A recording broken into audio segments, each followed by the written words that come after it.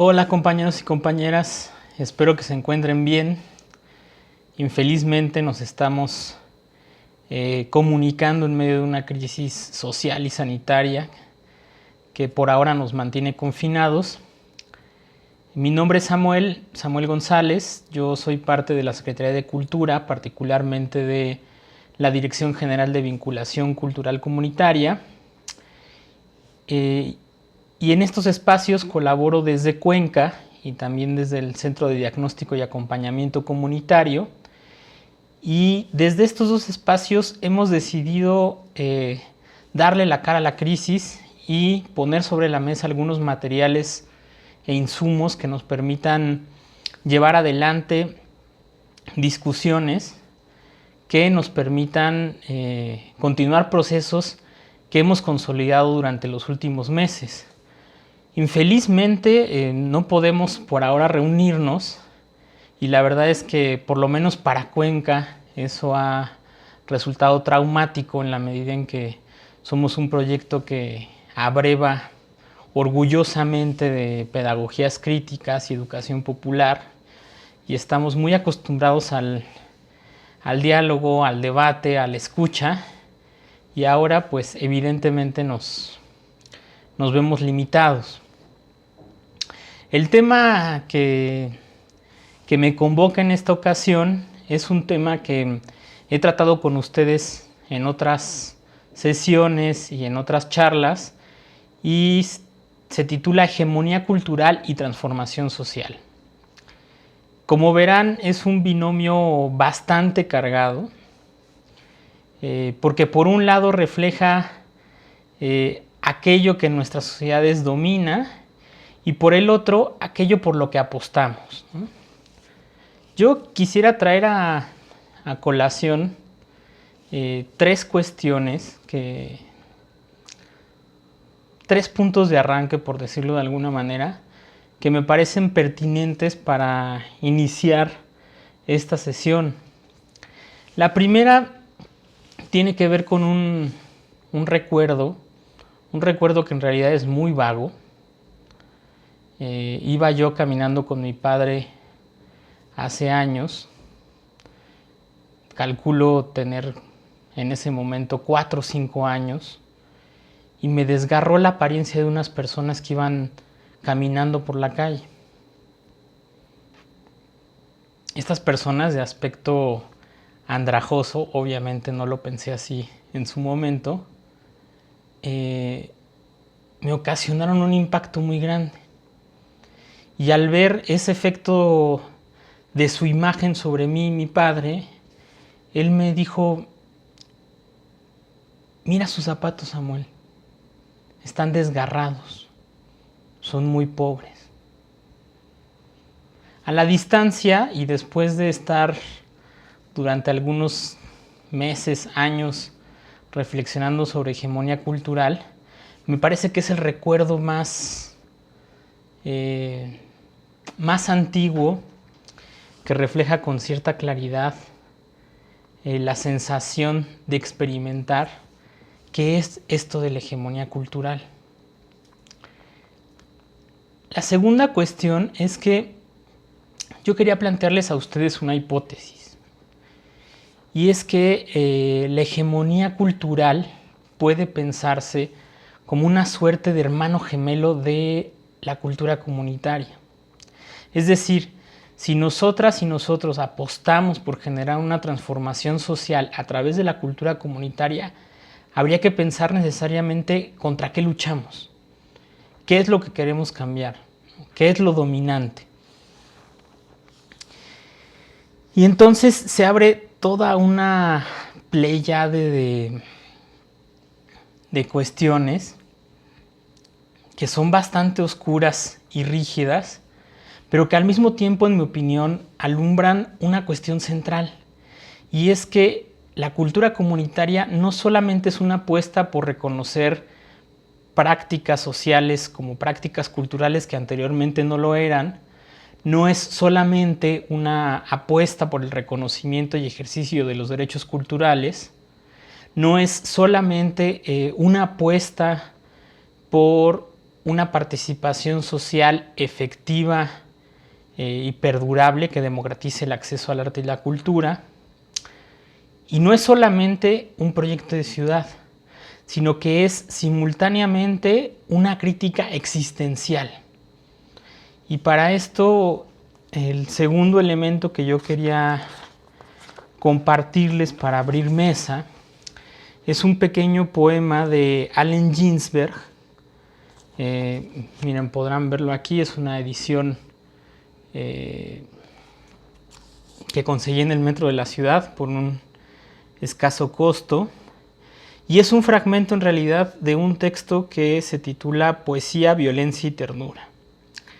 Y dice así: nuestro pasado reciente es la historia de una amplia conspiración para imponer a la humanidad su solo nivel de conciencia mecánica y destruir todas las manifestaciones de esta parcela única de nuestra sensibilidad, común a todos los seres y que cada individuo comparte con su creador. La supresión de la individualidad contemplativa es casi absoluta.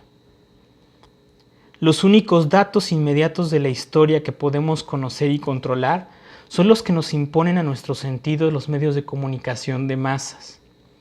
Y son precisamente esos medios los que ridiculizan, reprimen y obstaculizan las manifestaciones más profundas, más personales de nuestra sensibilidad y la captación más íntima de la realidad. Al mismo tiempo, aparece un desgarramiento de la conciencia de masa de Norteamérica, el subconsciente nacional. Un relámpago de lucidez que ilumina repentinamente el infernal subconsciente de la nación, tensión nerviosa, bombas cargadas de muerte universal, burocracia destructora, regímenes de policía secreta, drogas que abren la puerta de la eternidad, naves que se alejan de la tierra, terrores provocados por productos químicos desconocidos, sueños al alcance de la mano. La poesía es la historia de esas incursiones luminosas del alma secreta del individuo, y como los individuos son unos, a los ojos del Creador, en el alma del mundo. El mundo tiene un alma. Quisiera sostenerme sobre esa impresión, el mundo tiene un alma, ¿no? Y es quizás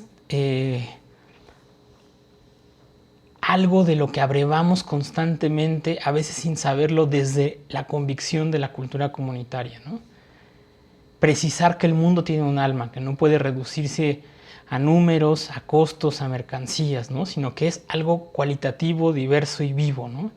Me parece que ese fragmento de Allen Ginsberg pone sobre la mesa justamente esa cuestión, ¿no? Si tenemos en cuenta la anécdota que les platiqué, este poema, podríamos ir cercando la idea de que la hegemonía cultural es algo que se porta como la piel, ¿no? Que digamos, uno porta y que frecuentemente uno no sabe que la trae puesta, ¿no? Es decir, la hegemonía puede pensarse como los prejuicios, las normatividades. Ahorita vamos a desenvolver más todos estos temas. Pero a propósito de pensar la hegemonía como una suerte de piel que reviste nuestra conexión con el mundo, como una suerte de mediación, yo quería recomendarles ampliamente a este autor. Miren, lo van a ver. Yo no sé cómo se pronuncia, si alguno de ustedes me ayuda. Hundertwasser. Bueno, Hundertwasser un artista muy significativo del siglo que nos antecede. Y él planteaba que tenemos 5 pieles. La primera piel es la epidermis, la segunda la ropa, la tercera la casa, la cuarta el entorno social y la identidad, y la quinta el entorno mundial, la ecología y la humanidad.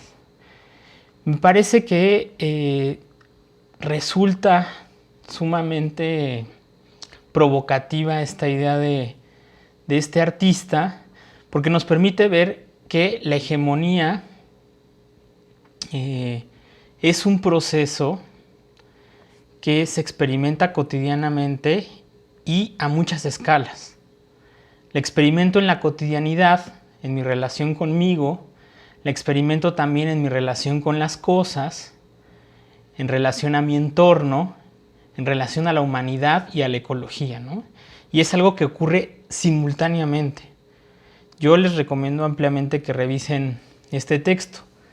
Ahora, ya habiendo colocado estas provocaciones, yo quería mencionar que la noción de hegemonía proviene del léxico militar, ¿no? Proviene o está cargada de un ambiente de guerra.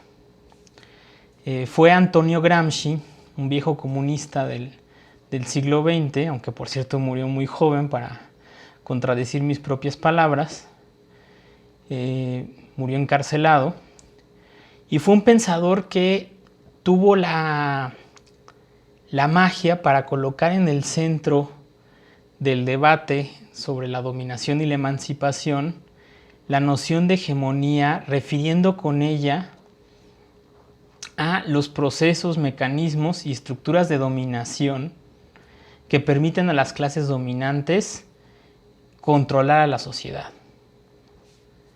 Y él apuntaba de manera muy erudita que esta hegemonía se reproducía en el campo cultural a través de la familia, la religión, las instituciones, y que impugnaba o todo el tiempo apelaba al sentido común. Y aquí quiero traer a la postre una cuestión que hace meses Celio Turino comentaba en el encuentro de levadura, y es que la cultura comunitaria intenta impugnar y transformar el sentido común. Entonces aquí podemos justamente encontrar en el sentido común, ¿no?, la relación y la pugna entre la cultura comunitaria como apuesta de transformación social y la hegemonía cultural existente. Entonces, bueno, como podrán sospechar, incluso la apuesta de este pensador crítico de Gramsci, pues tenía por delante una convicción emancipatoria al pensar incluso los ámbitos de la dominación, ¿no? Y me parece muy pertinente, ¿no? Es decir, si queremos transformar el mundo y la sociedad a través de prácticas culturales, es necesario preguntarnos qué es lo dominante. ¿Qué estructuras, qué mecanismos, qué símbolos sirven para sostener lo existente, ¿no? Ahora bien, ya entrados en todas estas cuestiones, yo quería plantearles que es importante reconocer que hay un campo de cuestiones adyacentes a todo esto y que consiste en pensar qué es la cultura, qué es la sociedad y cuál es la naturaleza o esencia de la humanidad, si es que ésta existe, qué nos une y qué nos separa, ¿no? Todo esto es un embrollo, la verdad, un poco de hueva, pero también muy interesante y significativo, porque como ustedes sabrán, al día de hoy el debate sobre la definición de la cultura no ha terminado y no va a terminar nunca, porque en realidad expresa un campo en permanente disputa y en permanente redefinición, y eso es muy significativo, ¿no? Por otro lado está la pregunta de qué es la sociedad, ¿no? ¿Qué es lo que nos caracteriza como seres humanos? Y yo refería de manera muy provocativa esta cuestión sobre la esencia o la naturaleza humana, porque el consenso cultural existente siempre tiende a la idea de que somos egoístas por naturaleza o otro sinfín de características por naturaleza. Y yo agrego esto de por naturaleza porque me parece muy importante colocar sobre la mesa el hecho de que antropológicamente se ha demostrado que los seres humanos y las sociedades son capaces de estructurarse de las maneras más diversas. Y eso es fundamental. ¿Por qué traigo a colación ese debate? Porque resulta que si uno esencializa la condición humana, de poco o mucho nos sirve, o más bien de muy poco, el debate histórico. Se cierra la historia automáticamente. Si uno acaba accediendo a la idea de que el hombre es el lobo del hombre, como decía Hobbes, entonces uno inmediatamente cierra las cosas, ¿no? Y es muy importante tener en cuenta estas preguntas para cuestionarse justamente la relación entre hegemonía cultural, cultura comunitaria y transformación social.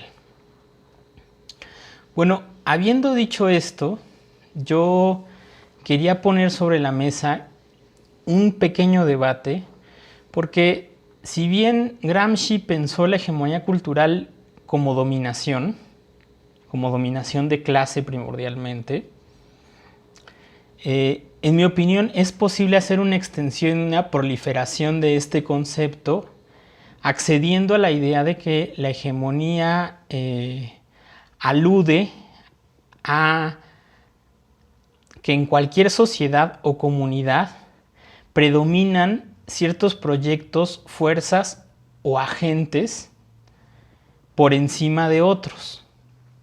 Es decir, cualquier comunidad o sociedad plantea la existencia de una multiplicidad, ¿no?, de diversos agentes, ideas, historias, narrativas, valores.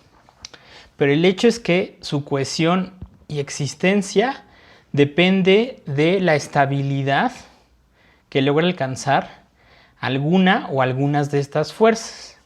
Creo que por ahí podríamos entrar a una noción provisional de hegemonía que nos permita pensar que la hegemonía es o constituye la estructura y coordenadas desde donde se reproduce una determinada sociedad o comunidad.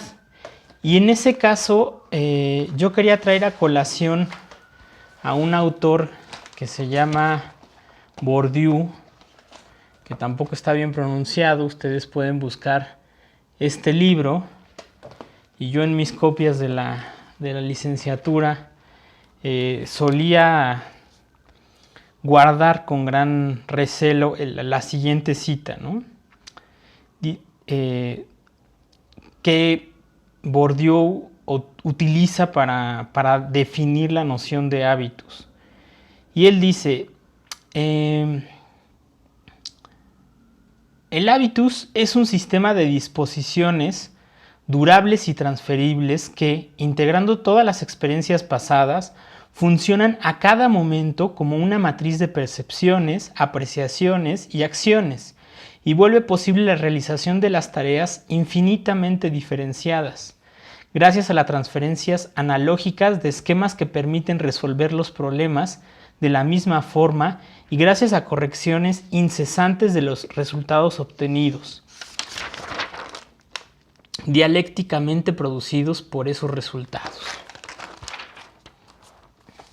Esto suena demencial, pero en realidad lo que quiere decir es justamente que los ojos con los cuales yo vi a esas personas desgarradas y empobrecidas hacen parte de un hábitus, que la forma en que se reproducen las instituciones hacen parte de un hábitus, que las acciones que permiten que se reproduzcan las familias en sus distintos estatamientos sociales hacen parte justamente de un hábitus, ¿no?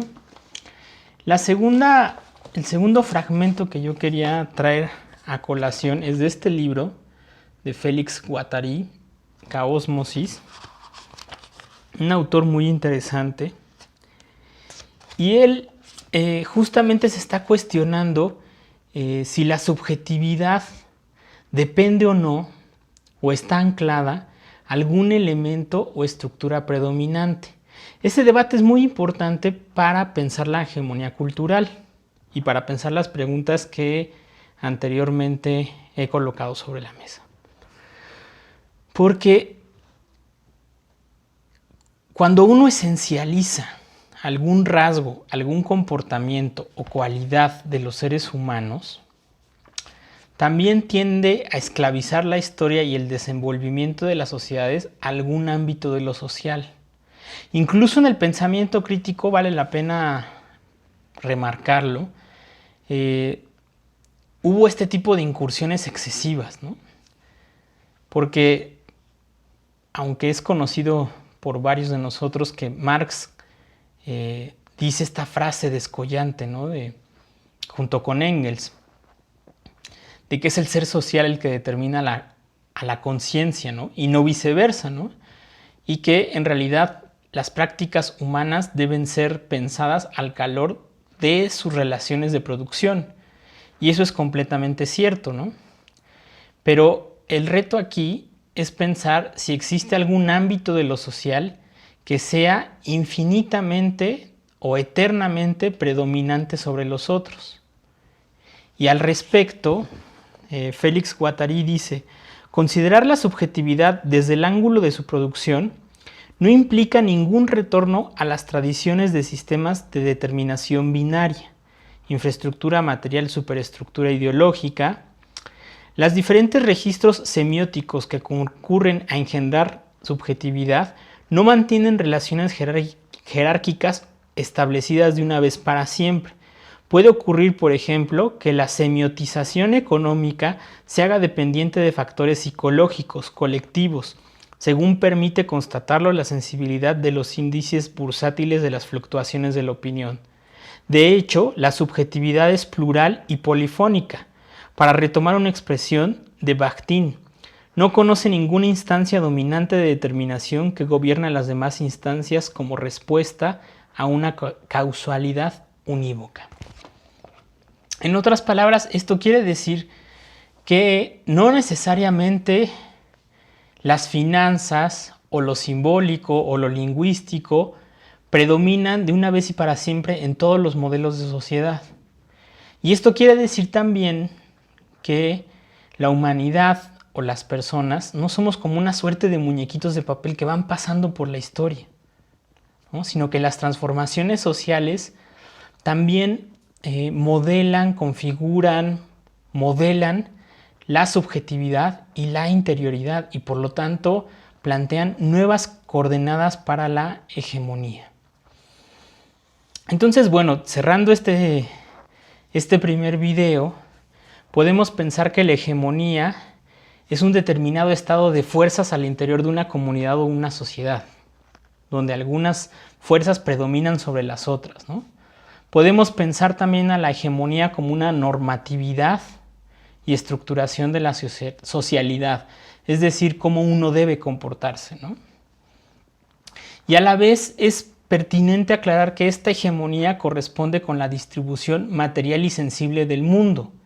Es decir, estas personas que me choquearon cuando yo era niño, no solamente estaban marginadas de el acceso a determinados bienes materiales, sino también del acceso a determinados bienes y actividades sensibles. Y en esa medida la hegemonía puede ser pensada como moral, ¿no? Como un deber ser.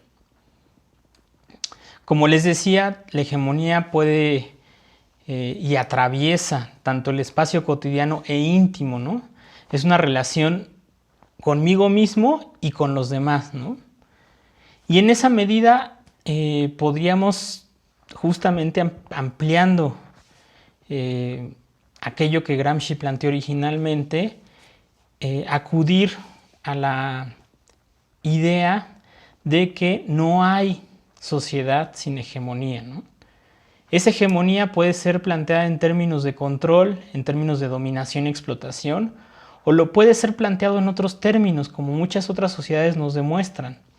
Y en este caso podemos pensar en sociedades antiquísimas de base igualitaria, o también podemos pensar en las comunidades zapatistas, en donde existe un proyecto en común articulado de manera colectiva y que resulta prevaleciente frente a otras ideas, ¿no? Y esto también abre la posibilidad de pensar que la hegemonía, como el poder, no se relacionan necesariamente con prácticas de dominación y control. Y bueno, pues esto es parte de la primera sesión de Hegemonía y Transformación Social. Les agradezco profundamente que se hayan dado el tiempo de escucharme. El ejercicio que quiero plantearles para la siguiente sesión es que por una parte leamos un pequeño cuento de Canastitas, el más conocido relato de Bruno Traven, quizás, y por otro, que podamos pensar en qué caracteriza a la hegemonía en nuestras sociedades y en nuestro contexto. Ese es el objetivo de la segunda sesión, y en la tercera nos daremos la oportunidad de pensar algunas experiencias históricas contrahegemónicas, y también vamos a preguntarnos justamente en la relación entre hegemonía cultural y transformación social, por dónde impugnar a la hegemonía existente. Les agradezco mucho que podamos reflexionar sobre esto, y simultáneamente, y para cerrar, quisiera plantearles una pregunta, ¿no? Porque, como decía, no se trata de pensar que exista una fuerza unívoca, y en ese caso es preciso también alentar la idea de cuestionarnos si se trata de una sola hegemonía, o en qué sentidos se trata de una sola hegemonía, o en qué sentidos podemos hablar también de la hegemonía en plural, de hegemonías, ¿no? Porque puede ser que en un determinado espacio o escala social determinadas fuerzas dominen, y en una escala mayor o menor otras fuerzas tiendan a hegemonizar ese espacio o ubicación social.